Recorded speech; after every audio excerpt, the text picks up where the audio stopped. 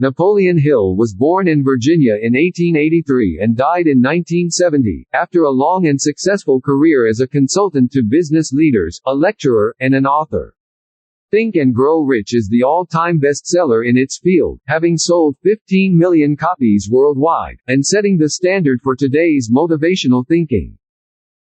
Napoleon Hill, from the Preface. Every chapter of this book mentions the money-making secret that has made fortunes for more than 500 exceedingly wealthy people whom I have carefully analyzed over a long period of years. The book contains the secret, which has been put to a practical test by thousands of people from almost every walk of life. The secret to which I refer has been mentioned no fewer than 100 times throughout the book. It has not been directly named, for it seems to work more successfully when it is merely uncovered and left in sight, where those who are ready and searching for it may pick it up. If you are ready to put it to use, you will recognize this secret at least once in every chapter.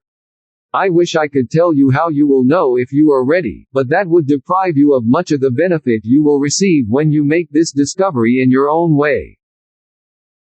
Faith is the head chemist of the mind. When faith is blended with the vibration of thought, the subconscious mind instantly picks up the vibration, translates it into its spiritual equivalent, and transmits it to infinite intelligence, as in the case of prayer. Faith, love, and sex are the most powerful of all the major positive emotions. When the three are blended, they have the effect of coloring the vibration of thought in such a way that it instantly reaches the subconscious mind, where it is changed into its spiritual equivalent, the only form that induces a response from infinite intelligence. Love and faith are psychic, related to our spiritual side. Sex is purely biological, and related only to the physical. The mixing, or blending, of these three emotions has the effect of opening a direct line of communication between the finite thinking mind and infinite intelligence. How to develop faith. Faith is a state of mind that may be induced, or created, by affirmation or repeated instructions to the subconscious mind, through the principle of autosuggestion. As an illustration, consider the purpose for which you are, presumably, reading this book.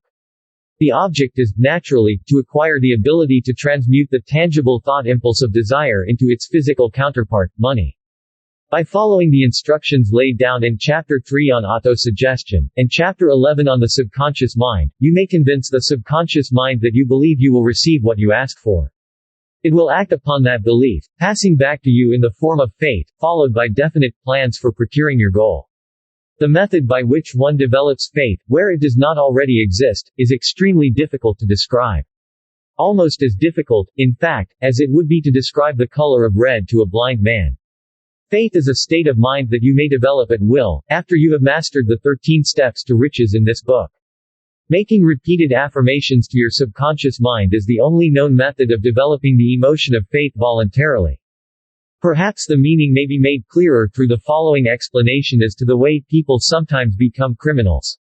Stated in the words of a famous criminologist, when people first come into contact with crime, they abhor it. If they remain in contact with crime for a time, they become accustomed to it, and endure it. If they remain in contact with it long enough, they finally embrace it, and become influenced by it. This is the equivalent of saying that any impulse of thought which is repeatedly passed on to the subconscious mind is finally accepted and acted upon. The subconscious mind proceeds to translate that impulse into its physical equivalent by the most practical procedure available. In connection with this, consider again the statement, all thoughts which have been emotionalized, given feeling, and mixed with faith begin immediately to translate themselves into their physical equivalent or counterpart. The emotions, or the feeling, portion of thoughts, are the factors that give thoughts vitality, life and action. The emotions of faith, love and sex, when mixed with any thought impulse, give it greater action than any of these emotions can do singly. Not only thought impulses which have been mixed with faith, but also those that have been mixed with any of the positive emotions, or any of the negative emotions, may reach and influence the subconscious mind. From this statement you will understand that the subconscious mind will translate a thought impulse of a negative or destructive nature into its physical equivalent, just as readily as it will act upon thought impulses of a positive or constructive nature. This accounts for the strange phenomenon so many millions of people experience, referred to as misfortune, or bad luck. Millions of people believe themselves doomed to poverty and failure, because of some strange force over which they believe they have no control. They are the creators of their own misfortunes because of this negative belief, which is picked up by the subconscious mind and translated into its physical equivalent. This is an appropriate place at which to suggest again that you may benefit by passing on to your subconscious mind any desire that you wish translated into its physical or monetary equivalent, in a state of expectancy or belief that the transmutation will actually take place. Your belief or faith is the element that determines the action of your subconscious mind. There is nothing to hinder you from deceiving your subconscious mind when giving it instructions through autosuggestion, as I deceived my son's subconscious mind. To make this deceit more realistic, conduct yourself just as you would if you were already in possession of the material thing which you are demanding when you call upon your subconscious mind. The subconscious mind will transmit into its physical equivalent by the most direct and practical media available, any order given to it in a state of belief or faith that the order will be carried out. Surely enough has been stated to give a starting point from which one may, though experiment and practice, acquire the ability to mix faith with any order given to the subconscious mind. Perfection welcome through practice. It cannot come by merely reading instructions. If it is true that one may become a criminal by association with crime, and this is a known fact, it is equally true that one may develop faith by voluntarily suggesting to the subconscious mind that one has faith. The mind comes, finally, to take on the nature of the influences that dominate it. Understand this truth and you will know why it is essential for you to encourage the positive emotions as dominating forces of your mind, and discourage, and eliminate, negative emotions. A mind dominated by positive emotions becomes a favorable adobe for the state of mind known as faith. A mind so dominated may, at will, give the subconscious mind instructions, which it will accept and act upon immediately. Faith is a state of mind which may be induced by autosuggestion all through the ages. Religious leaders have admonished struggling humanity to have faith in this, that, and the other dogma or creed, but they have failed to tell people how to have faith. They have not stated that faith is a state of mind, and that it may be induced by self-suggestion. In language any normal human being can understand, we will describe all that is known about the principle through which faith may be developed, where it does not already exist. Have faith in yourself, faith in the infinite. Before we begin, you should be reminded again that faith is the eternal elixir, which gives life, power and action to impulsive thought. The foregoing sentence is worth reading a second time, and a third, and a fourth. It is worth reading aloud. Faith is the starting point of all accumulation of riches. Faith is the basis of all miracles and mysteries that cannot be analyzed by the rules of science. Faith is the only no antidote to failure. Faith is the element, the chemical, which, when mixed with prayer, gives one direct communication with infinite intelligence. Faith is the element that transforms the ordinary vibration of thought, created by the finite mind of man, into the spiritual equivalent. Faith is the only agency through which the cosmic force of infinite intelligence can be harnessed and used. Every one of the foregoing statement is capable of proof. The proof is simple and easily demonstrated. It is wrapped up in the principle of autosuggestion. Let us center our attention, therefore, upon the subject of self-suggestion, and find out what it is capable of achieving. It is a well-known fact that one comes, finally, to believe whatever one repeats to oneself, whether the statement be true or false. If a person repeats a lie over and over, the lie will eventually be accepted as truth. Moreover, it will be believed to thoughts we permit to occupy our minds. Thoughts which are deliberately placed in our own mind, and encouraged with sympathy, and with which are mixed any one or more of the emotions, constitute the motivating forces. These forces direct and control our every movement, act and deed. Thoughts which are mixed with any of the feelings or emotions constitute a magnetic force which attracts, from the vibrations of the ether, other similar or related thoughts. A thought thus magnetized with emotion may be compared to a seed that, when planted in fertile soil, germinates, grows and multiplies itself over and over again, until that one small seed becomes countless millions of seeds of the same brand. The ether is a great cosmic mass of eternal forces of vibration. It is made up of both destructive vibrations and constructive vibrations. It carries, at all times, vibrations of fear, poverty, disease, failure, misery, and vibrations of prosperity, health, success and happiness. It does this just as surely as it carries the sound of hundreds of orchestrations of music and hundreds of human voices, all of which maintain their individuality and means of identification through the medium of radio. From the great storehouse of the ether, the human mind is constantly attracting vibrations that harmonize with that which dominates the mind. Any thought, idea, plan or purpose which one holds in one's mind attracts, from the vibrations of the ether, a host of its relatives. It adds these relatives to its own force, and grows until it becomes the dominating motivating master of the individual in whose mind it has been housed. Now, let us go back to the starting point, and find out how the original seed of an idea, plan or purpose may be planted in the mind. The information is easily conveyed. Any idea, plan or purpose may be placed in the mind through repetition of thought. This is why you are asked to write out a statement of your major purpose, or definite chief aim, commit it to memory and repeat it, in audible words, day after day, until these vibrations of sound have reached your subconscious mind.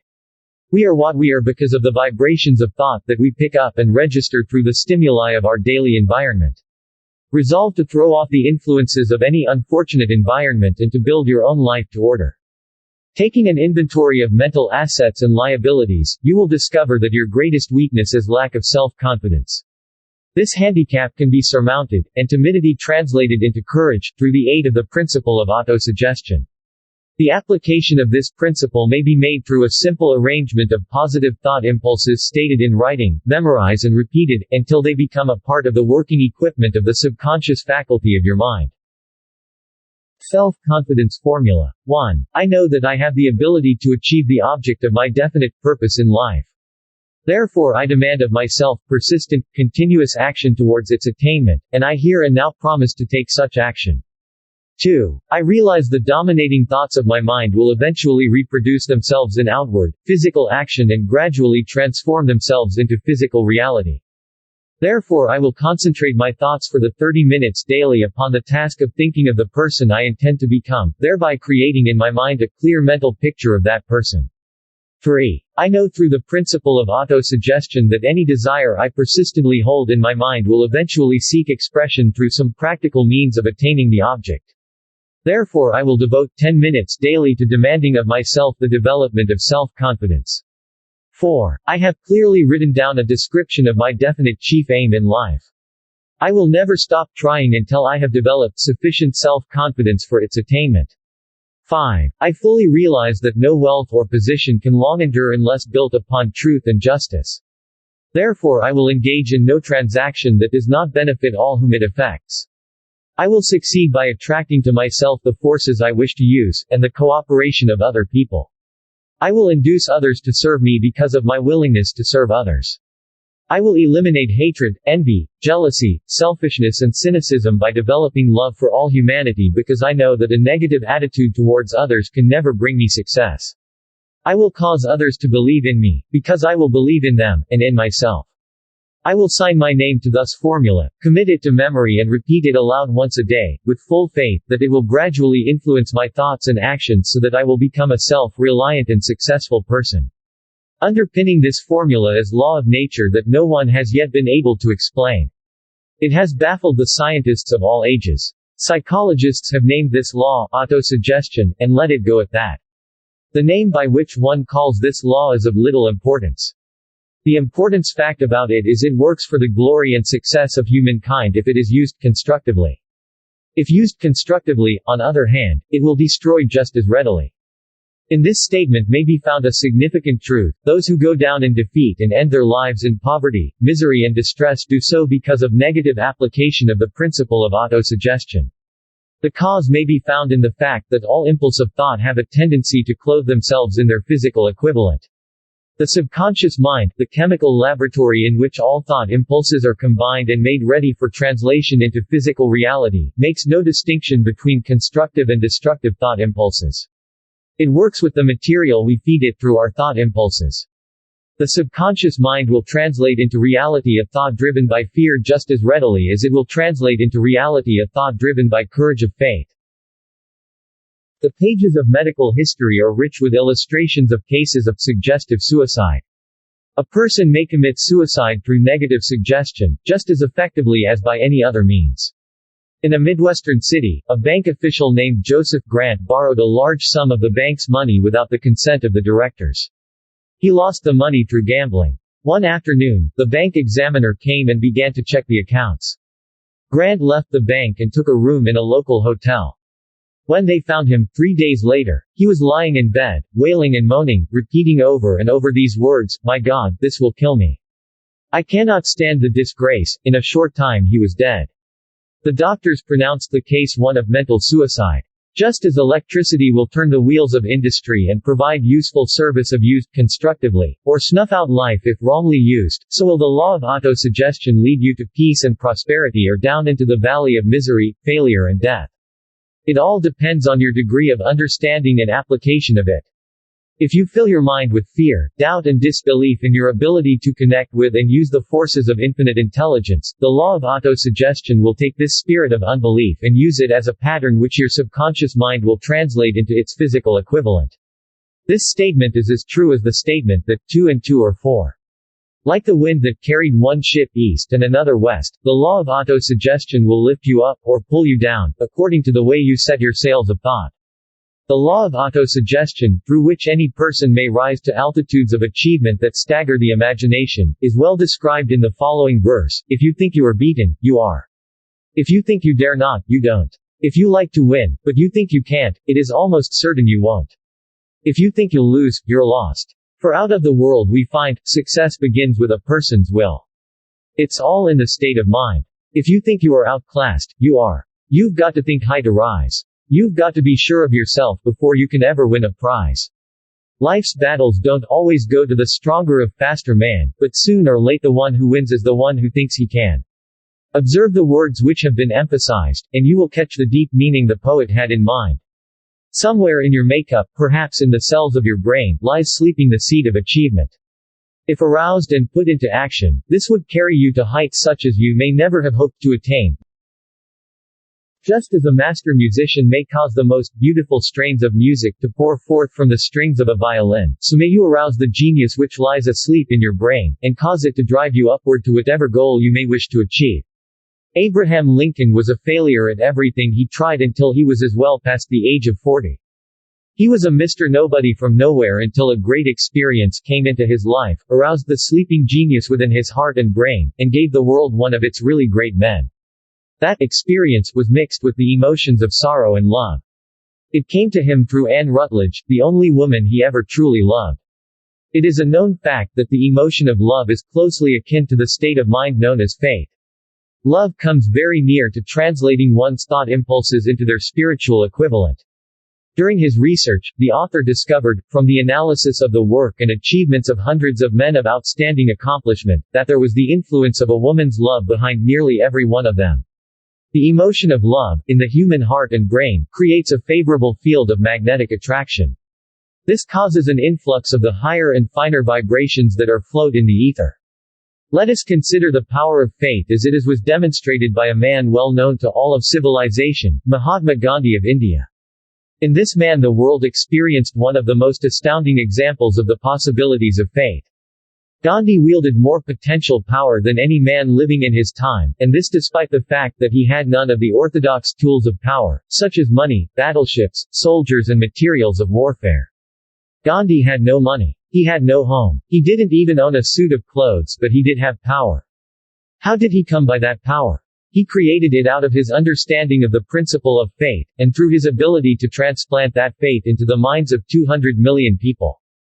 Gandhi accomplished, through the influence of faith, something that the strongest military power on earth could not, and never will, achieve through soldiers and military equipment. He accomplished the astounding feat of influencing 200 million minds to coalesce and move in unison, as a single mind. What other force on earth, except faith, could do as much? In the mid-20th century, Martin Luther King, through his deep faith in his belief in human rights and dignity for all people, led men and women of all races, religions and beliefs to join in his struggle for civil rights. His dream that people will not be judged by the color of their skin but the content of their character has not been fully realized, but his work and his death have led to significant improvements in civil rights and an impetus to keep fighting for their achievement.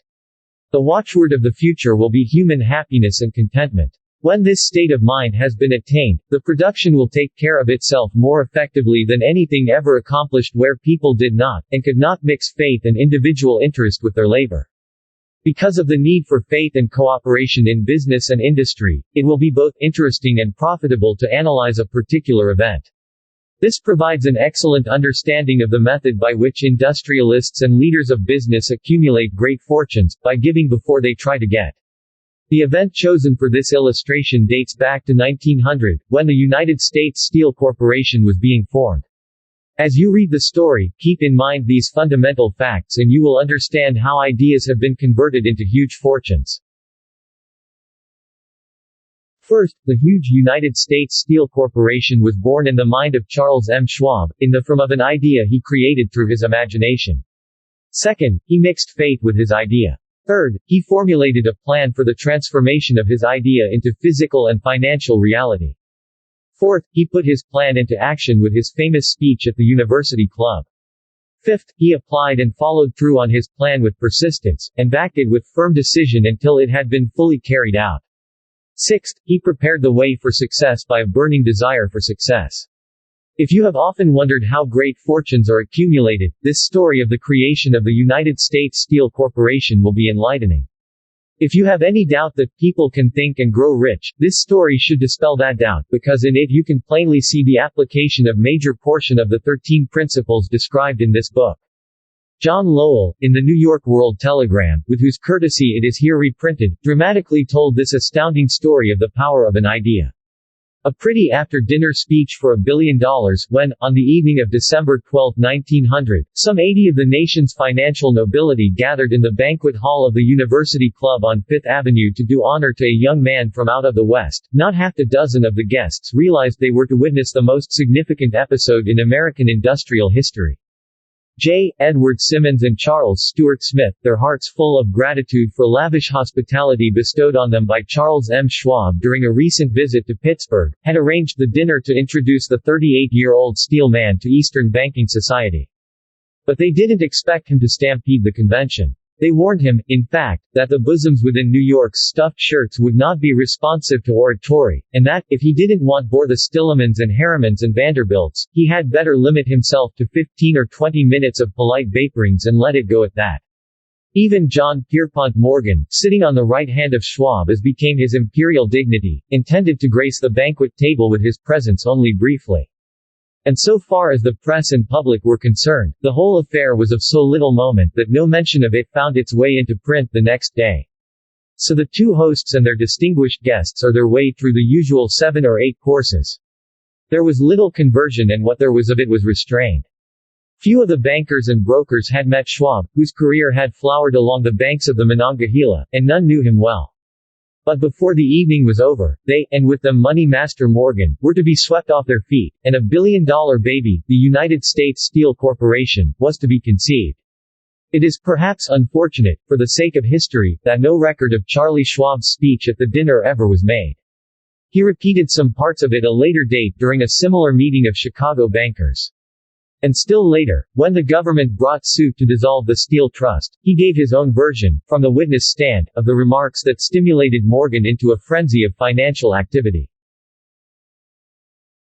It is probable, however, that it was a homely speech, somewhat ungrammatical for the niceties of language never bothered Schwab, full of epigrams and threaded with wit. But aside from that, it had a galvanic force and effect upon the 5 billions of estimated capital that was represented by the diners. After it was over and the gathering was still under its spell, although Schwab had talked for 90 minutes, Morgan led the orator to a recessed window where, dangling their legs from the high, uncomfortable seat, they talked for an hour more. The magic of the Schwab personality had been turned on, full force, but what was more important and lasting was the full-fledged, clear-cut program he laid down for the aggrandizement of steel. Many other men had tried to interest Morgan in slapping together a steel trust after the pattern of the biscuit, wire and hoop, sugar, rubber, whiskey, oil or chewing gum combinations. John W. Gates, the gambler, had urged it, but Morgan distrusted him. The Moore boys, Bill and Jim, Chicago stockjobbers who had glued together a match trust and Cracker Corporation, had urged it and failed. Albert H. Gary, the sanctimonious country lawyer, wanted to foster it, but he wasn't big enough to be impressive. Until Schwab's eloquence took J.P. Morgan to the heights from which he could visualize the solid results of the most daring financial undertaking ever conceived, the project was regarded as a delirious dream of easy money crackpots. The financial magnetism that began, a generation ago, to attract thousands of small and sometimes inefficiently managed companies into large and competition-crushing combinations, had become operative in the steel world through the devices of that jovial business pirate. John W. Gates. Gates already had formed the American Steel and Wire Company out of a chain of small concerns, and together with Morgan had created the Federal Steel Company.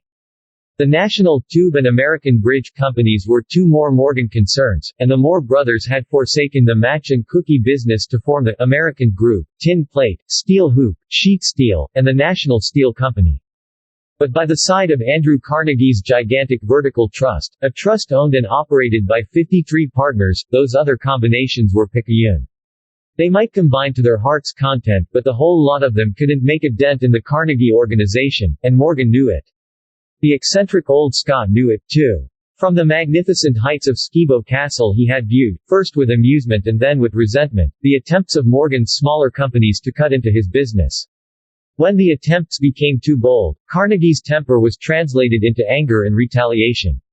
He decided to duplicate every mill owned by his rivals. Hitherto, he hadn't been interested in wire, pipe, hoops, or sheet. Instead, he was content to sell such companies the raw steel and let them work it into whatever shape they wanted. Now with Schwab as his chief and able lieutenant, he planned to drive his enemies to the wall. So it was that in the speech of Charles M. Schwab, Morgan saw the answer to his problem of combination. A trust without Carnegie, giant of them all, would be no trust at all, a plum pudding, as one writer said, without the plums. Schwab's speech on the night of December 12, 1900, undoubtedly carried the inference, though not the pledge, that the vast Carnegie enterprise could be brought under the Morgan tent. He talked of the world future for steel, of reorganization for efficiency, of specialization, of the scrapping of unsuccessful mills and concentration of effort on the flourishing properties, of economies in the ore traffic, of economies in overhead and administrative departments, of capturing foreign markets. More than that, he told the buccaneers among them wherein lay the errors of their customary piracy. Their purposes, he inferred, had been to create monopolies, raise prices, and pay themselves fat dividends out of privilege. Schwab condemned the system in his heartiest manner. The short-sightedness of such a policy, he told his hearers, lay in the fact that restricted the market in an era when everything cried for expansion. By cheapening the cost of steel, he argued, an ever-expanding market would be created, more uses for steel would be devised, and a goodly portion of the world trade could be captured. Actually, though he did not know it, Schwab was an apostle of modern mass production. So the dinner at the University Club came to an end. Morgan went home to think about Schwab's rosy predictions. Schwab went back to Pittsburgh to run the steel business for Andrew Carnegie, while Gary and the rest went back to their stock tickers, to fiddle around in anticipation of the next move. It was not long coming. It took Morgan about 1 week to digest the feast of reason Schwab had placed before him. When he had assured himself that no financial indigestion was to result, he sent for Schwab, and found that young man rather coy. Mr. Carnegie, Schwab indicated, might not like it if he found his trusted company president had been flirting with the Emperor of Wall Street, the street upon which Carnegie was resolved never to tread. Then it was suggested by John W. Gates, the go-between, that if Schwab happened to be in the Bellevue Hotel in Philadelphia, J.P. Morgan might also happen to be there. When Schwab arrived, however, Morgan was inconveniently ill at his New York home, and so, on the elder man's pressing invitation, Schwab went to New York and presented himself at the door of the financier's library. Now certain economic historians have professed the belief that from the beginning to the end of the drama, the stage was set by Andrew Carnegie, that the dinner, the famous speech, the Sunday night conference between Schwab and the Money King, were events arranged by the canny Scot. The truth is exactly the opposite. When Schwab was called in to consummate the deal, he didn't even know whether the little bosses, as Andrew is called, would so much as listen to an offer to sell, particularly to a group of men whom Andrew regarded as being endowed with something less than holiness.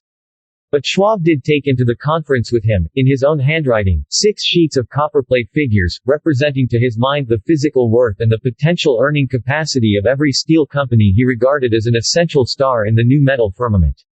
4 men pondered over these figures all night. The chief, of course, was Morgan, steadfast in his belief in divine right of money. With him was his aristocratic partner, Robert Bacon, a scholar and gentleman. The third was John W. Gates, whom Morgan scorned as a gambler and used as a tool. The fourth was Schwab, who knew more about the processes of making and selling steel than any whole group of men then living. Throughout that conference, the Pittsburghers' figures were never questioned. If he said a company was worth so much, then it was worth that much and no more. He was insistent, too, upon including in the combination only those concerns he nominated. He had conceived a corporation in which there would be no duplication, not even to satisfy the greed of friends who wanted to unload their companies upon the broad Morgan shoulders. Thus he left out, by design, a number of the larger concerns upon which the walruses and carpenters of Wall Street had cast hungry eyes. When dawn came, Morgan rose and straightened his back. Only one question remained. Do you think persuade Andrew Carnegie to sell? He asked. I can try, said Schwab. If you can get him to sell, I will undertake the matter, said Morgan. So far so good. But would Carnegie sell? How much would he demand? Schwab thought about $320 million. What would he take payment in? Common or preferred stocks? Bonds? Cash? Nobody could raise $350 million in cash. There was a golf game in January on the frost-cracking heath of the St. Andrew's Links in Westchester, with Andrew bundled up in sweaters against the cold, and Charlie talking volubly, as usual, to keep his spirits up. But no word of business was mentioned until the pair sat down in the cozy warmth of the Carnegie cottage hard by.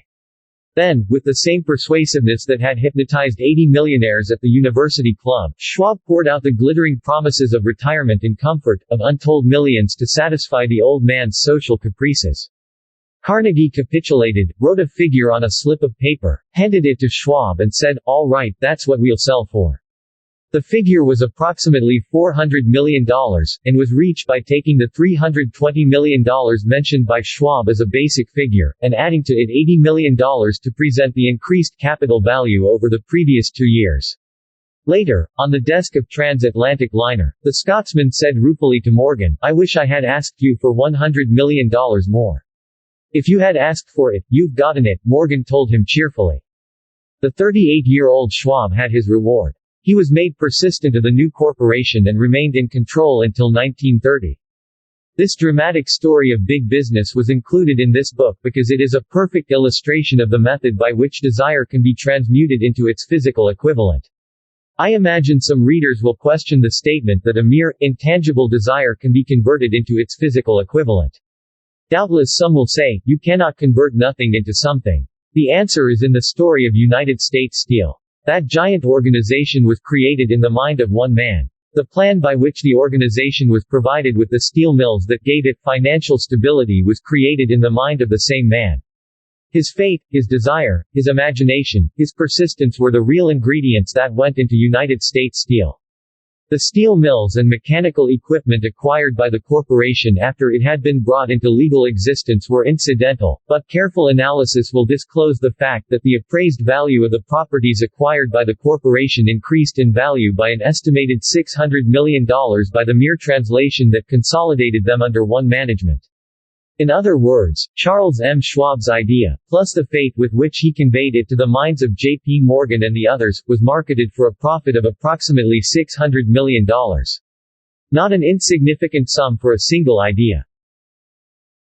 What happened to some of the people who took their share of the millions of dollars of profit made by this transaction is a matter with which we are not now concerned. The important feature of the astounding achievement is that it serves as unquestionable evidence of the soundness of the philosophy described in this book. Moreover, the practicality of the philosophy has been established by the fact that the United States Steel Corporation prospered.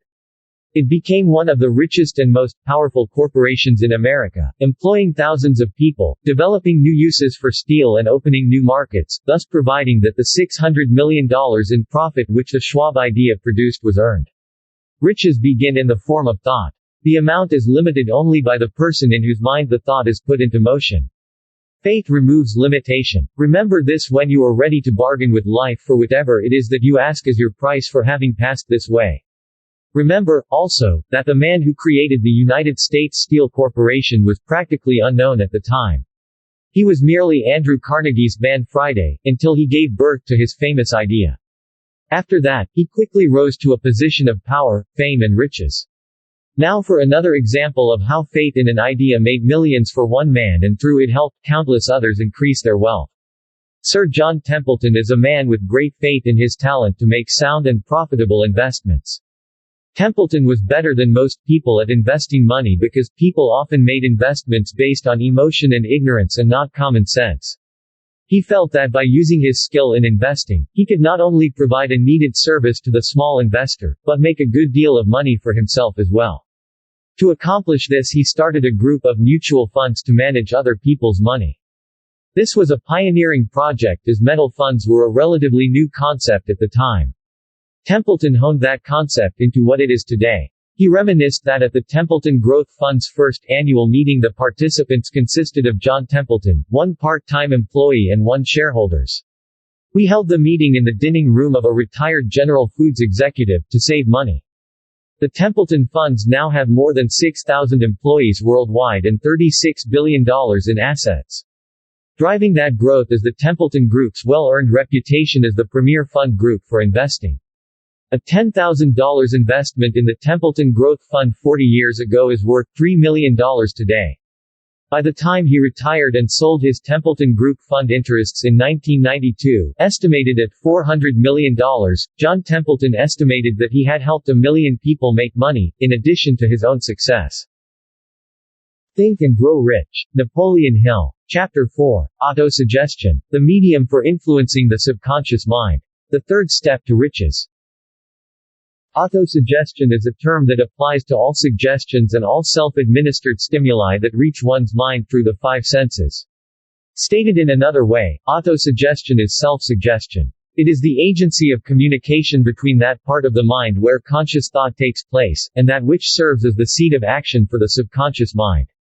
Through the dominating thoughts one permits to remain in the conscious mind, whether these thoughts be negative or positive is immaterial. The principle of autosuggestion voluntarily reaches the subconscious mind and influences it with these thoughts.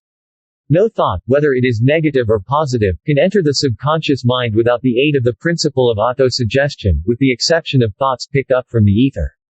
Stated differently, all sense impressions which are perceived through the five senses are stopped by the conscious thinking mind, and may be either passed on to the subconscious mind or rejected at will. The conscious faculty serves, therefore, as an outer guard to the approach of the subconscious. Nature has so built is that we have absolute control over the material which reaches our subconscious mind through our five senses, although this is not meant to be construed as a statement that we always exercise this control. In the great majority of instances, we not exercise it, which explains why so many people go through life in poverty. Recall what has been said about the subconscious mind resembling a fertile garden spot in which weeds will grow in abundance if the seeds of more desirable crops are not sown there. Autosuggestion is the agency of control through which an individual may voluntarily feed the subconscious mind thoughts of a creative nature or, by neglect, permit thoughts of a destructive nature to find their way into this rich garden of the mind.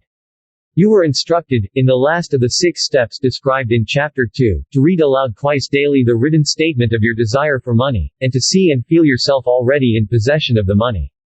By following these instructions, you communicate the object of your desire directly to your subconscious mind in a spirit of absolute faith. Through repetition of this procedure, you voluntarily create thought habits favorable to your efforts to transmute desire into its monetary equivalent.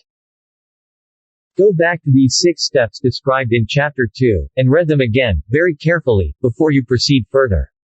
Then, when you come to it, read very carefully the 4 instructions for the organization of your mastermind group, described in Chapter 7.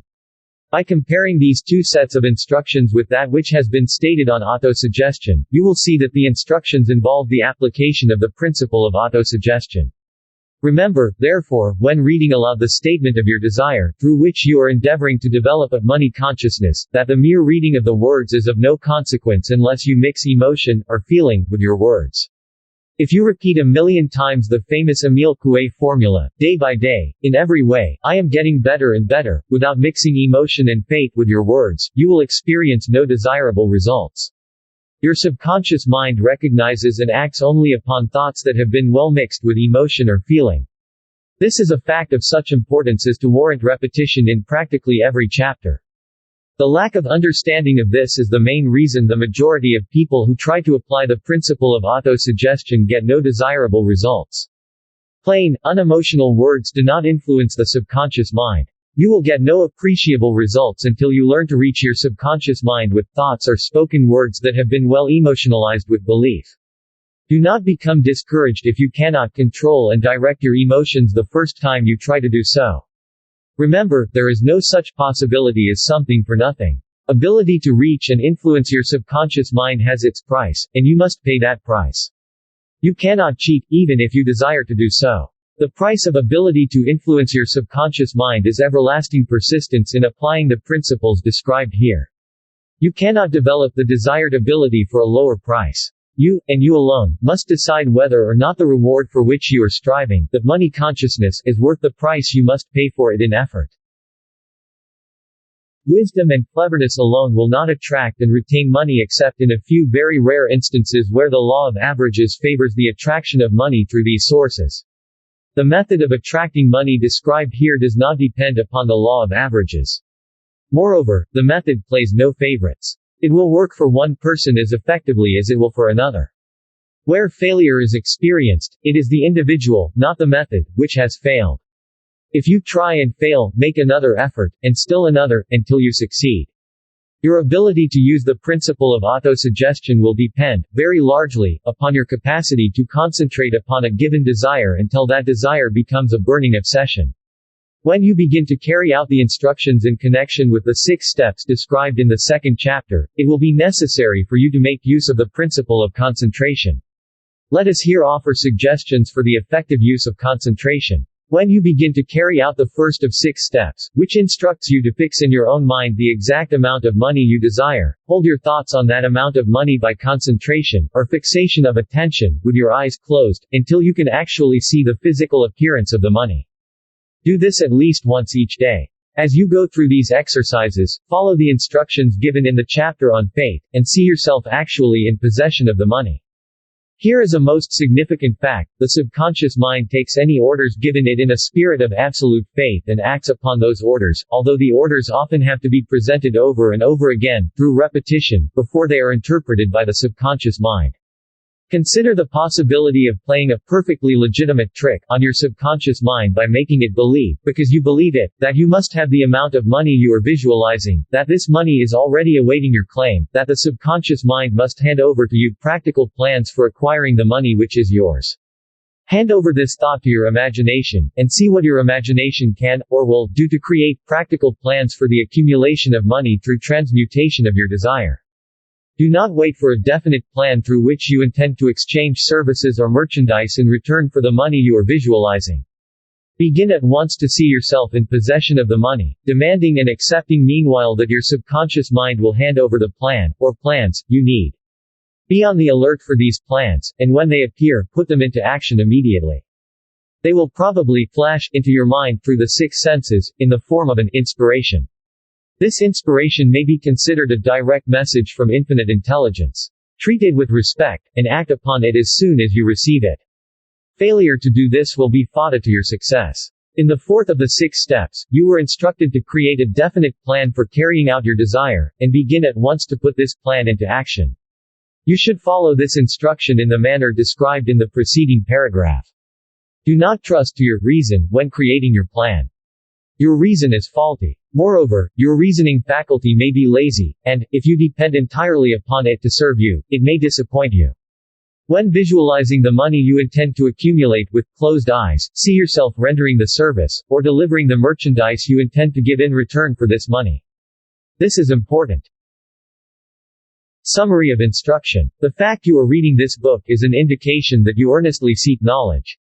It is also an indication that you are a student of this subject.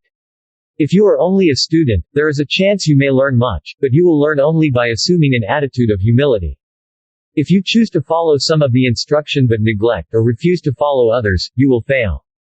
To get satisfactory results, you must follow all instruction in a spirit of faith. The instructions given in connection with the 6 steps in Chapter 2 will now be summarized and blended with the principles covered by this chapter. 1. Go into some quiet spot, preferably in bed at night, where you will not be disturbed or interrupted. Close your eyes and repeat aloud, so you may hear your own words, the written statement of the amount of money you intend to accumulate, the time limit for its accumulation, and a description of the service or merchandise you intend to give in return for the money. As you carry out these instructions, see yourself already in possession of the money. For example, suppose you intend to accumulate $100,000 by the 1st of January, 5 years hence, and that you intend to give personal services in return for the money in the capacity of a sales representative. Your written statement of your purpose should be similar to the following: by the first day of January 20th, I will have in my possession $100,000, which will come to me in various amounts from time to time during the interim. In return for this money I will give the most efficient service of which I am capable, rendering the fullest possible quantity and the best possible quality of service as a sales representative. Describe the service to merchandise you intend to sell. I believe I will have this money in my possession. My faith is so strong that I can now see this money before my eyes. I can touch it with my hands. It is now awaiting transfer to me in the proportion that I deliver the service I intend to render in return for it. I am awaiting a plan by which to accumulate this money, and I will follow that plan when it is received. 2. Repeat this program at night and morning until you can see, in your imagination, the money you intend to accumulate. 3. Place a written copy of your statement where you can see it night and morning. Read it just before retiring and upon rising until it has been memorized. As you carry out these instructions, remember that you are applying the principle of autosuggestion for the purpose of giving orders to your subconscious mind. Remember, also, that your subconscious mind will act only upon instructions that are emotionalized and handed over to it with feeling. Faith is the strongest and most productive of the emotions. Follow the instructions given in Chapter 3.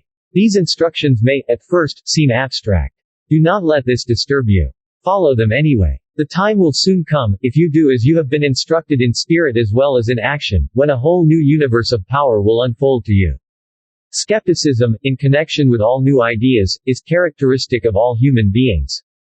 But if you follow the instructions outlined, your skepticism will soon be replaced by belief, and this in turn will soon become crystallized into absolute faith. Then you will have arrived at the point where you may truly say, I am the master of my fate, I am the captain of my soul. Many philosophers have made the statement that people have control over their own earthly destinies, but most of them have failed to say why this is. The reason why one may control one's own earthly status, and especially one's financial status, is thoroughly explained in this chapter. People may gain control of themselves and their environment because they have the power to influence their own subconscious minds, and through it gain the cooperation of infinite intelligence. You are now reading the chapter that represents the keystone to the arch of this philosophy. The instructions contained in this chapter must be understood and applied with persistence if you are to succeed in transmuting desire into money. The actual performance of transmuting desire into money involves the use of autosuggestion as an agency by which one may reach, and influence, the subconscious mind. The other principles are simply tools with which to apply autosuggestion. Keep this thought in mind, and you will, at all times, be conscious of the important part the principle of autosuggestion is to play in your efforts to accumulate money through the methods described in this book. Carry out these instructions as though you were a small child. Inject into your efforts something of the faith of a child. The author has been most careful to see that no impractical instructions have been included because of his sincere desire to be helpful.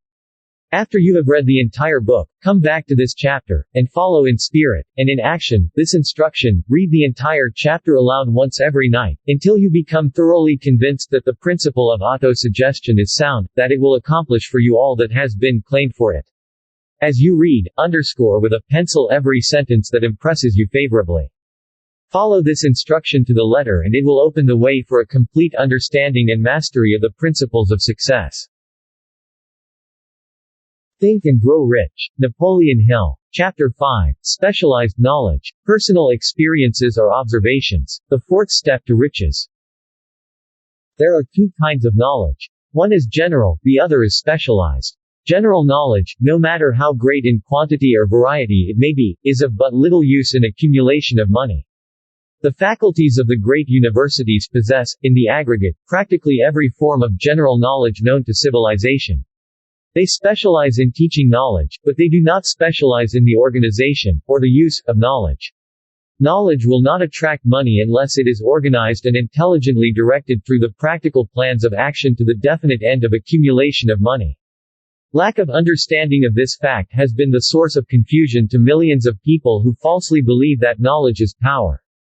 It is nothing of the sort. Knowledge is only potential power. It becomes power only when, and if, it is organized into definite plans of action and directed to a definite end. This missing link, in all systems of education known to civilization today, may be found in the failure of educational institutions to teach their students how to organize and use knowledge after they acquire it. Many people make the mistake of assuming that, because Henry Ford had but little schooling, he is not a man of education. Those who make this mistake do not know Henry Ford, nor do they understand the real meaning of the word educate. That word is derived from the Latin educo, meaning to edgest, to draw out, to develop from within. An educated person is not necessarily one who has an abundance of general or specialized knowledge. Educated people have developed the faculties of their minds so that they may acquire anything they want, or its equivalent, without violating the rights of others. Henry Ford comes well within the meaning of this definition. During World War I, a Chicago newspaper published certain editorials in which, among other statements, Henry Ford was called an ignorant pacifist. Mr. Ford objected the statements, and brought a suit against the paper for libeling him. When the suit was tried in the courts, the attorneys for the paper pleased justification, and placed Mr. Ford himself on the witness stand for the purpose of proving to the jury that he was ignorant. The attorneys asked Mr. for a great variety of questions, all of them intended to prove by his own evidence, that while he might possess considerable specialized knowledge pertaining to the manufacture of cars, he was, in the main, ignorant. Mr. Ford was plied with such questions as the following: who was Benedict Arnold, and how many soldiers did the British send over to America to put down the rebellion of 1776? In answer to the last question, Mr. Ford replied, I do not know the exact number of soldiers the British sent over, but I have heard that it was a considerably larger number than ever went back. Finally, Mr. Ford became tired of this line of questioning. In reply to a particularly offensive question, he leaned over, pointed his finger at the lawyer who had asked the question, and said, if I should really want to answer the foolish question you have just asked, or any of the other questions you have been asking me, let remind you that I have a row of electric push buttons on my desk, and by pushing the right button, I can summon to my aid people who can answer any question I desire to ask concerning the business to which I am devoting most of my efforts. Now, you will kindly tell me why I should clutter up my mind with general knowledge, for the purpose of being able to answer questions, when I have people around me who can supply any knowledge I require? There certainly was good logic to that reply. That answer floored the lawyer. Every person in the courtroom realized it was the answer not of an ignorant man, but a man of education. Any person is educated who knows where to get knowledge when needed, and how to organize that knowledge into definite plans of action. Through the assistance of his mastermind group, Henry Ford had at his command all the specialized knowledge he needed to enable him to become one of the wealthiest men in America. It was not essential that he have this knowledge in his own mind. Surely no person who has sufficient inclination and intelligence to read this book of this nature can possibly miss the significance of this illustration. Before you can be sure of your ability to transmute desire into its monetary equivalent, you will require specialized knowledge, the service, merchandise or profession you intend to offer in return for fortune. Perhaps you may need much more specialized knowledge than you have the ability or the inclination to acquire, and if this should be true, you may bridge your weakness through the aid of your mastermind group. Andrew Carnegie stated that he, personally, knew nothing about the technical end of the steel business. Moreover, he did not particularly care to know anything about it. The specialized knowledge he required for the manufacture and marketing of steel he found available through the individual units of his mastermind group. The accumulation of great fortunes calls for power, and power is acquired through highly organized and intelligently directed specialized knowledge, but that knowledge does not necessarily have to be in the possession of the person who accumulates the fortune. The preceding paragraph should give hope and encouragement to individuals with ambition to accumulate a fortune who have not acquired the necessary education to supply such specialized knowledge as may be needed. People sometimes go through life suffering from inferiority complexes because they do not have formal education. The person who can organize and direct a mastermind group of people who possess knowledge useful in the accumulation of money is just as much an educated person as anyone in the group. Remember this if you suffer from a feeling of inferiority because your schooling has been limited. Thomas A. Edison had only 3 months of schooling during his entire life. He did not lack education, neither did he die poor. Henry Ford had limited schooling, but he managed to do pretty well by himself, financially. The fact that Ford and Edison did not have much formal schooling does not give today's young people an excuse to drop out of school. Today a minimum standard of formal education is necessary to get a good start in the world of business. Of course, there are exceptions. Dave Thomas, who founded the Wendy's restaurant, was a dropout. But after he achieved success, he encouraged youngsters to continue their schooling. He backed this up by choosing to be an example to dropouts by working to get his own high school diploma 45 years after he left school. He took, and passed, his General Educational Development (GED) exam, the equivalent of a high school diploma. He was awarded the diploma during a special ceremony at a school in the community in which he resides in Florida. Thomas addressed more than 500 students from the school, as well as GED candidates from across the state. Being a high school dropout has always bothered me, but I guess I always thought it was too late to get my diploma, said an enthusiastic Thomas. Now I know it's never too late and maybe this will inspire others to do the same. This inspiration to get his diploma came to Thomas during a cross-country book tour promoting his autobiography, Dave's Way. In many cities, Thomas met with high school journalists, answering their questions, offering advice and encouraging students to stay in school and succeed. These high school journalists were very sharp, said Thomas. They kept asking me why I say education is so important, yet I never finished school. Why didn't I practice what I preached? I didn't have a good answer, so I decided to get my high school diploma. His goal now is to publicize to school dropouts, whether they've recently dropped out or whether it's been years since they've been in school, that it's never too late to graduate. I tell people to get all the education they possibly can. The fact that I got my diploma 45 years after dropping out shows that it's never too late, said Thomas. Even with everything that's happened in my life, getting this diploma is one of my most important accomplishments. It pays to know how to purchase knowledge. First of all, decide on the sort of specialized knowledge you require, and the purpose for which it is needed. To a large extent your major purpose in life, the goal toward which you are working, will help determine what knowledge you need. With this question settled, your next move requires that you have accurate information concerning dependable sources of knowledge. The more important of these are a. One's own experience and education. b. Experience and education available through cooperation of others. c. Colleges and universities. d. Public libraries, through books and periodicals in which may be found all the knowledge organized by civilization. e. Special training courses, through evening classes and distance learning courses in particular. As knowledge is acquired it must be organized and put into use, for a definite purpose, through practical plans.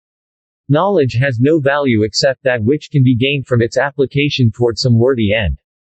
This is one reason why university degrees are not guarantees of successful careers. If you contemplate taking additional schooling, first determine the purpose for which you want the knowledge you are seeking, then learn where this particular sort of knowledge can be obtained from reliable sources. Successful people, in all callings, never stop acquiring specialized knowledge related to their major purpose, business of profession. Those who are not successful usually make the mistake of believing that the knowledge acquiring period ends when they finish school. The truth is that schooling does little more than point one in the direction of how to acquire practical knowledge. Year after year, university careers advisors report that recruiters who come to their campuses are chiefly interested in hiring students who have studied in a specialized field such as business management, computer science, mathematics, chemistry, and other areas that prepare them to move rapidly into productive jobs, rather than the liberal arts students, who have broader but unspecialized schooling. However, there are many students with great potential who did not choose a specialized because they were not sure at age 18 to 20 in what areas they wanted to make their careers. Many of these men and women have a diversified education as undergraduates, but choose a career-oriented postgraduate qualification. Young readers, if this book should not rush into choosing a specialty until they learn enough about what the field entails, its opportunities and its disadvantages. Most of universities and colleges provide information and guidance to students to help them make this key decision. Whether or not such guidance is available, students should explore a variety of fields, read as much as possible about that field and talk with people who currently are engaged in that work. Not at all careers require university degrees. Other types of training are available. Most universities have continuing education programs for people who want specialized knowledge. Some offer certificate program in which people desirous of either learning a new field or honing their skills in that field can take a series of carefully designed courses to obtain the necessary knowledge. These courses are given in the evening or at weekends and are usually attended by adults rather than college-age students. Home study programs, often referred to as distance learning, are available by correspondence or through the Internet. One advantage of home study is the flexibility of the program that permits one to study during spare time. Another stupendous advantage, if the provider is carefully chosen, is the fact that most courses offered provide opportunity for students to obtain clarification or additional information by mail or email, which can be priceless value to those needing specialized knowledge. No matter where you live, you can share the benefits. The self-discipline one receives from a definite program of specialized study makes up to some extent for the wasted opportunity when knowledge was available without cost.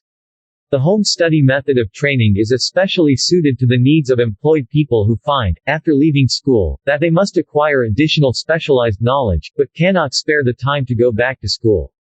The continuously changing economic conditions in our society have made it necessary for thousands of people to find additional, or new, sources of income. For the majority, the solution to their problem may be found only by acquiring specialized knowledge. Many will be forced to change their occupations entirely. When a merchant finds that a certain line of merchandise is not selling, he usually supplants it with another that is in demand. The person whose business is that of marketing their services must also be an efficient merchant. If their services do not bring adequate returns in one occupation, they must change to another, where broader opportunities are available. The person who stops studying merely because they have finished school is forever hopelessly doomed to mediocrity, no matter what their calling. The way of success is the way of continuous pursuit of knowledge. Let us consider a specific instance. During an economic downturn, a salesman in a grocery store was made redundant. Rather than seek a job run an economy where jobs were scarce, he chose to create a business of his own. Having had some bookkeeping experience, he took a special course in accounting, familiarizing himself with the latest bookkeeping techniques and office equipment. Starting with the grocer for whom he had formerly worked, he made contracts with more than 100 small merchants to keep their books, at a very nominal monthly fee. His idea was so practical that he soon found it necessary to set up a portable office in a light delivery truck, which he equipped with modern office equipment. He now has a fleet of these bookkeeping offices, on wheels, and employs a large staff of assistants, thus providing small merchants with accounting service equal to the best money can buy, at very nominal cost. Specialized knowledge, plus imagination, were the ingredients that went into this unique and successful business. Last year the owner of that business paid income tax almost 10 times as much as he was paid by the merchant for whom he once worked. The loss of his job forced upon him a temporary adversity that proved to be a blessing in disguise. The beginning of this successful business was an idea. And as much as I had the privilege of supplying the unemployed salesman with that idea, I now assume the further privilege of suggesting another idea that has within it the possibility of even greater income, plus the possibility of rendering useful service to thousands of people who badly need that service. The idea was suggested to the salesman, who gave up selling and went into the business of keeping books on a wholesale basis. When the plan was suggested as a solution to his unemployment problem, he quickly exclaimed, "I like the idea, but I would not know how to turn it into cash." In other words, he complained he would not know how to market his bookkeeping knowledge after he acquire it. So, that brought up another problem to be solved. With the aid of a young woman clever at hand lettering, and who could put the story together, a very attractive book was prepared, describing the advantages of the new system of bookkeeping. The pages were neatly typed and pasted in an ordinary scrapbook, which was used as a sales tool. The story of this new business was so effectively told that its owner soon had more accounts than he could handle. Thousands of people need the services of a merchandising specialist capable of preparing an attractive brief for us in marketing their services. The aggregate annual income from such a service might easily exceed that received by the largest employment agency, and the benefits of the service might be made far greater to the purchaser than any to be obtained from an employment agency. The idea here described was born of necessity, to bridge an emergency that had to be covered, but it did not stop by merely serving one person. The woman who created the idea has a keen imagination. She saw in her newly born brainchild the making of a new profession, one destined to provide a valuable service to thousands of people who need practical guidance in marketing their services. Spurred to action by the instantaneous success of her first prepared plan to market services, this energetic woman turned next to the solution of a similar problem for her son, who had just finished college, but had been totally unable to find a market for his services. The plan she originated for his use was the finest specimen of merchandising of services I have ever seen. When the plan book had been completed, it contained nearly 50 pages of beautifully typed, properly organized information, telling the story of her son's natural ability, schooling, personal experiences, and a great variety of other information too extensive for description. The plan book also contained a complete description of the position her son desired, together with a marvelous word picture of the exact plan he would use in filling the position. The preparation of the plan book required several weeks' labor, during which time its creator sent her son to the public library almost daily to procure data needed in selling his services to best advantages. She also sent him to all the competitors of his prospective employer, and gathered from them vital information concerning their business methods, which was of great value in the information of the plan he intended to use in filling the position he sought. When the plan had been finished, it contained more than half a dozen very fine suggestions for the use and benefit of the prospective employer, which were put to use by the company after he was hired. One may be inclined to ask, why go to all this trouble to secure a job? The answer is straight to the point. It is also dramatic because it deals with a subject which assumes the proportion of tragedy with millions of men and women whose sole source of income is their services. The answer is, doing a thing will is never trouble. The plan prepared by this woman for the benefit of her son helped him get the job for which he applied, at the first interview, at a salary fixed by himself. Moreover, and this, too, is important, the position did not require the young man to start at the bottom. He began as a junior executive, at an executive's salary. Why so to all this trouble? Do you ask? Well, for one thing, the planned presentation of this young man's application for a position clipped off no less than 10 years of time he would have required to get to where he began, had he started at the bottom and worked his way up. This idea of starting at the bottom and working one's way up may appear sound, but the major objection to it is this: too many of those who begin at the bottom never manage to lift their heads high enough to be seen by opportunity, so they remain at the bottom. It should be remembered, also, that the outlook from the bottom is not so very bright or encouraging. It had a tendency to kill off ambition. We call it getting into a rut, which means we accept our fate because we form the habit of daily routine, a habit that finally becomes so strong we cease to try to throw it off. And that is another reason why it pays to start one or two steps above the bottom. By so doing one forms the habit of looking around, of observing how others get ahead, of seeing opportunity, and of embracing it without hesitation. Dan Halpin is a splendid example of what I mean. During his college days, he was student manager of the famous 1930 National Championship Notre Dame football team, when it was under the direction of the great football coach, Knute Rockne. Perhaps he was inspired by Rockne to aim high and not mistake temporary defeat for failure, just as Andrew Carnegie, the great industrial leader, inspired his young business lieutenants to set high goals for themselves. At any rate, young Halpin finished college at a mighty unfavorable time, when the Depression had mad jobs scarce, so, after a fling at investment banking and motion pictures, he took the first opening with a potential future he could find, selling electrical hearing aids on a commission basis. Anyone could start in that sort of job, and Halpin knew it, but it was enough to open the door of opportunity to him. For almost 2 years, he continued in a job not to his liking, and he would never have risen above that job if he had not done something about his dissatisfaction. He aimed, first, at the job of assistant sales manager of his company, and got the job. That one step upwards placed him high enough above the crowd to enable him to see still greater opportunity.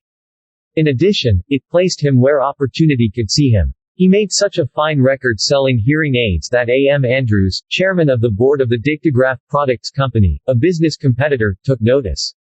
He wanted to know something about that man Dan Halpin who was taking big sales away from the long-established Dictograph Company. He sent for Halpin. When the interview was over, Halpin was the new sales manager, in charge of Dictograph's Acousticon division. Then, to test young Halpin's mettle, Mr. Andrews went away to Florida for the 3 months, leaving him to sink or swim in his new job. He did not sink. Knute Rockne's spirit of "all the world loves a winner and has no time for a loser" inspired him to put so much into his job that he was elected vice president of the company, and general manager of the Acousticon and Silent Radio division, a job which most men would be proud to earn through 10 years of loyal effort. Halpin turned the trick in little more than 6 months. It is difficult to say whether Mr. Andrews or Mr. Halpin is more deserving of eulogy, as both shewed evidence of having an abundance of that very rare quality known as imagination. Mr. Andrews deserves credit for seeing, in young Halpin, a go-getter of the highest order.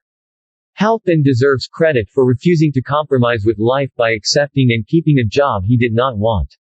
That is one of the major points I am trying to emphasize through this entire philosophy, that we rise to high positions or remain at the bottom because of conditions we can control if we desire to control them. I am also trying to emphasize another point, namely that both success and failure are largely the results of habit. I have not the slightest doubt that Dan Halpin's close association with the greatest football coach America ever knew planted in his mind the same brand of desire to excel which made the Notre Dame football team world famous. Truly, there is something to the idea that hero worship is helpful, provided one worships a winner. Halpin tells me that Rockne was one of the world's greatest leader of men in all history. My belief in the theory that business associations are vital factors, both in failure and in success, was demonstrated when my son Blair was negotiating with Dan Halpin for a position. Mr. Halpin offered him a starting salary of about one-half what he could have got from a rival company. I brought parental pressure to bear, and induced him to accept the place Mr. Halpin because I believe that close association with one who refuses to compromise with circumstances he does not like is an asset that can never be measured in terms of money. Honing one's skills to become top in one's field is not limited to people in business. Michael Jordan planned every step to becoming one of the greatest athletes of his generation. He has always had the determination to win and the willpower to keep in shape and play his very best. He is committed to maintaining high standards and improving his own records. Jordan learned this lesson early. In high school, he was dropped from the team, but his determination to be reinstated led to him starting a heavy practice regime daily, which he still follows. He takes each doubt as a challenge, and each year he's had a new incentive. When he returned to basketball after a few years away from the game, his critics said he was past his prime, that he was slower and couldn't win another championship. He took this as a challenge. It just honed his determination to show them they were wrong. He worked harder than ever. He designed a year-round training program with his personal trainer and his own gym and weight room. He recognized that as one grows older, the body starts giving signals you must listen to, and that it is essential to do things correctly to stay in the best shape possible to consistently play at championship level. The results were astounding. Jordan led his team to the championship in 1996 and 1997, and in both years was named the most valuable player. Michael Jordan's determination is a lesson to all of us that if we are determined to achieve our goals, neither our age nor the skepticism of others can deter us. But determination is only the first step. It must be followed by hard work, a regime of physical and mental exercise and whatever it takes to bring us to peak performance.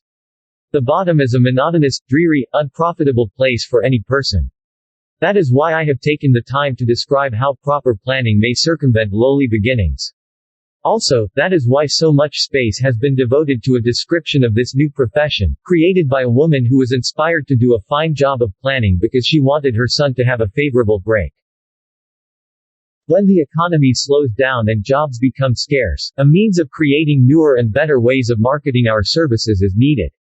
It is hard to determine why someone had not previously discovered this stupendous need, in view of the fact that more money changes hands in return for services than for any other purpose. The sum paid out monthly to people who work for wages and salaries is so huge that it runs into hundreds of millions, and the annual distribution amounts to billions. Perhaps some will find, in the idea here briefly described, the nucleus of the riches they desire. Ideas with much less merit have been the seedlings from which great fortunes have grown. Woolworth's 5 and 10-cent store idea, for example, and far less merit, it piled up a fortune for its creator. Those seeing opportunity lurking in this suggestion will find valuable aid in the chapter on organized planning. Incidentally, an efficient marketer of services would find a growing demand for his services wherever there are men and women who seek better markets for their services. By applying the mastermind principle, see page 193, a few people with suitable talent could form an alliance, and have a paying business very quickly. One would need to be a fair writer with a flair for advising and selling, one handy at a graphic design, and one should be a first-class business getter who would let the world know about the service. If one person possessed all these abilities, he or she might carry on the business alone until it became too big for one person to handle. The woman who prepared the sales plan for her son received requests from all parts of the country for her cooperation in preparing similar plans for others who desired to market their services for more money. She eventually supervised a staff of expert typists, artists, and writers who had the ability to dramatize the case history so effectively that one's services could be marketed for much more money than the prevailing wages for similar services. She was so confident of her ability that she accepted, as the major portion of her fee, a percentage of the increased pay she helped her clients earn. It must not be supposed that her plan merely consisted of clever salesmanship by which she helped men and women to demand and receive more money for the same services they formerly sold for less pay. She looked after the interests of the purchase as well as the seller of services, and so prepared her plans that the employer would receive full value for additional money paid. The method by which she accomplished this astonishing result is a professional secret that she disclosed to no one except her own clients. If you have the imagination and seek a more profitable outlet for your services, this suggestion may be the stimulus for which you have been searching. The idea is capable of yielding an income far greater than that of the average doctor, lawyer or engineer whose education requires several years in college. The idea is saleable to those seeking new positions and particularly all positions calling for managerial or executive ability, and those desiring rearrangement of incomes in their present positions. There is no fixed price for sound ideas. Underpinning all ideas is specialized knowledge. For those who do not find riches in abundance, specialized knowledge is more abundant and more easily acquired than ideas. Because of this very truth, there is a universal demand and an ever-increasing opportunity for the person capable of helping men and women sell their services advantageously. Capability means imagination, the one quality needed to combine specialized knowledge with ideas in the form of organized plans designed to yield riches. If you have imagination, this chapter may present you with an idea sufficient to serve as the beginning of the riches you desire. Remember, the idea is the main thing. Specialized knowledge may be found just around the corner, any corner.